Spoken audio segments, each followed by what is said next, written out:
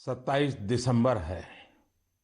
4 दिन बाद ही 2021 की शुरुआत होने जा रही है।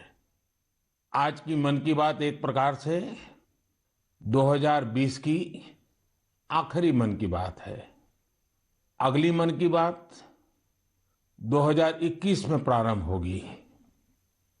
साथियों, मेरे सामने आपकी लिखी ढेर सारी चिट्ठियां हैं। माय गॉव पर जो आप सुझाव भेजते हैं वो भी मेरे सामने हैं। कितने ही लोगों ने फोन करके अपनी बात बताई है। ज्यादातर संदेशों में बीते हुए वर्ष के अनुभव और 2021 से जुड़े संकल्प है। कोल्हापुर से अंजलि जी ने लिखा है कि नए साल पर हम दूसरों को बधाई देते हैं, शुभकामनाएं देते हैं, तो इस बार हम एक नया काम करें। क्यों न हम अपने देश को बधाई दें, देश को भी शुभकामनाएं दें। अंजलि जी, वाकई बहुत ही अच्छा विचार है।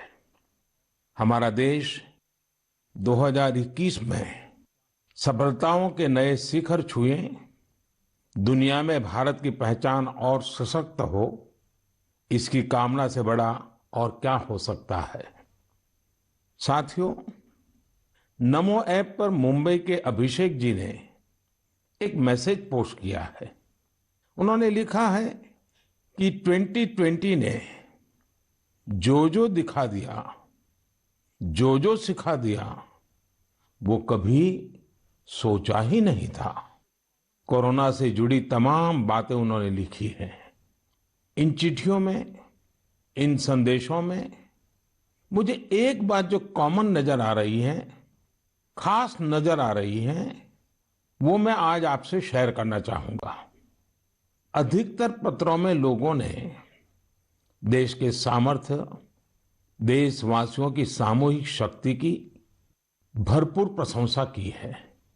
जब जनता कर्फ्यू जैसा अभिनव प्रयोग पूरे विश्व के लिए प्रेरणा बना, जब ताली थाली बजाकर देश ने हमारे कोरोना वॉरियर्स का सम्मान किया था, एकजुटता दिखाई थी, उसे भी कई लोगों ने याद किया है। साथियों, देश के सामान्य से सामान्य मानवी ने इस बदलाव को महसूस किया है। मैंने देश में आशा का एक अद्भुत प्रभाव भी देखा है। चुनौतियां खूब आई, संकट भी अनेक आए। कोरोना के कारण दुनिया में सप्लाई चेन को लेकर अनेक बाधाएं भी आई, लेकिन हमने हर संकट से नए सबक लिए। देश का नया सामर्थ्य भी पैदा हुआ। अगर शब्दों में कहना है तो इस सामर्थ्य का नाम है आत्मनिर्भरता। साथियों, दिल्ली में रहने वाले अभिनव बैनर्जी ने अपना जो अनुभव मुझे लिखकर भेजा है वो भी बहुत दिलचस्प है। अभिनव जी को अपनी रिश्तेदारी में बच्चों को गिफ्ट देने के लिए कुछ खिलौने खरीदने थे, इसलिए वो दिल्ली की झंडेवालान मार्केट गए थे। आप में से बहुत लोग जानते ही होंगे, ये मार्केट दिल्ली में साइकिल और खिलौनों के लिए जाना जाता है। पहले वहां महंगे खिलौना का मतलब भी इंपोर्टेड खिलौने होता था और सस्ते खिलौने भी बाहर से आते थे। लेकिन अभिनव जी ने चिट्ठी में लिखा है कि अब वहां के कई दुकानदार कस्टमर्स को ये बोल बोलकर टॉयज बेच रहे हैं कि अच्छे वाला टॉय है क्योंकि ये भारत में बना है, मेड इन इंडिया है। कस्टमर्स भी इंडिया मेड टॉयज की ही मांग कर रहे हैं। यही तो है, ये सोच में कितना बड़ा परिवर्तन। यह तो जीता जागता सबूत है देशवासियों की सोच में कितना बड़ा परिवर्तन आ रहा है, और वो भी एक साल के भीतर भीतर। इस परिवर्तन को आंकना आसान नहीं है। अर्थशास्त्री भी इसे अपने पैमानों पर तोड़ नहीं सकते। साथियों, मुझे विशाखापट्टनम से वेंकट मुरली प्रसाद जी ने जो लिखा है, उसमें भी एक अलग ही तरह का आइडिया है। वेंकट जी ने लिखा है, मैं आपको 2021 के लिए 2021 के लिए अपना एबीसी अटैच कर रहा हूं। मुझे कुछ समझ में नहीं आया कि आखिर एबीसी से उनका क्या मतलब है। तब मैंने देखा कि वेंकट जी ने चिट्ठी के साथ एक चार्ट भी अटैच कर रखा है।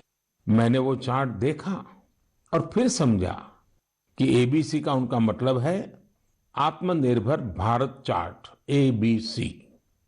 यह बहुत ही दिलचस्प है। वेंकट जी ने उन सभी चीजों की पूरी लिस्ट बनाई है जिन्हें वो प्रतिदिन इस्तेमाल करते हैं। इसमें electronics, stationery, self care items, उसके अलावा और भी बहुत कुछ शामिल है।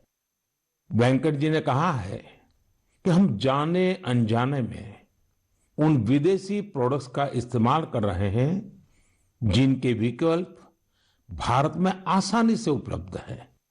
अब उन्होंने कसम खाई है कि मैं उसी प्रोडक्ट का इस्तेमाल करूंगा जिनमें हमारे देशवासियों की मेहनत और पसीना लगा हो। साथियों, लेकिन इसके साथ ही उन्होंने कुछ और भी ऐसा कहा है जो मुझे काफी रोचक लगा है। उन्होंने लिखा है कि हम आत्मनिर्भर भारत का समर्थन कर रहे हैं, लेकिन हमारे मैन्युफैक्चरर्स, उनके लिए भी साफ संदेश होना चाहिए कि वे प्रोडक्ट्स की क्वालिटी से कोई समझौता ना करें। बात तो सही है। जीरो इफेक्ट, जीरो डिफेक्ट की सोच के साथ काम करने का यह उचित समय है।